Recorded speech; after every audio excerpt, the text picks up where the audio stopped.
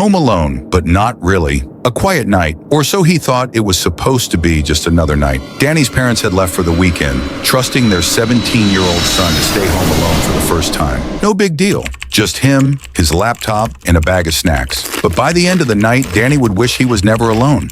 Because something was in the house with him, watching, waiting, and it wasn't human. The first few hours were normal. Netflix, junk food, scrolling through his phone. But then, at 10:37 p.m., he heard it. A soft knock, coming from the back door. Danny paused. What the hell? He wasn't expecting anyone. His parents weren't coming back until Sunday. He got up, his heart already pounding. He peeked through the blinds. Nothing. Just the dark backyard, the wind swaying the trees. Danny exhaled. Probably just the wind. He went back to the couch. Then at 10:42 p.m., another knock. This time it was louder. His stomach twisted. Someone was out there. The man at the window. Danny's phone buzzed. A text from his best friend, Ryan. Dude, who's that behind you? Danny's heart stopped. His fingers froze over the keyboard. Slowly, he turned to look at the living room window, and then he saw it. A face, pale, expressionless, pressed against the glass, watching him. Danny screamed and stumbled backward. His phone slipped from his hands. The figure at the window didn't move. It just stood there, breathing, waiting. Then suddenly, the lights flickered, and when they came back on, the man was gone. Danny's hands were shaking. He grabbed his phone, texted Ryan back. Call me now. But before he could hit send, Kriyak! A door opened. From the hallway, Danny froze. All the doors were supposed to be locked. He turned his head slowly and saw it. The basement door, wide, open. A dark staircase leading into nothingness. And then, footsteps. Coming up, Danny bolted, straight for the front door. His fingers fumbled at the lock.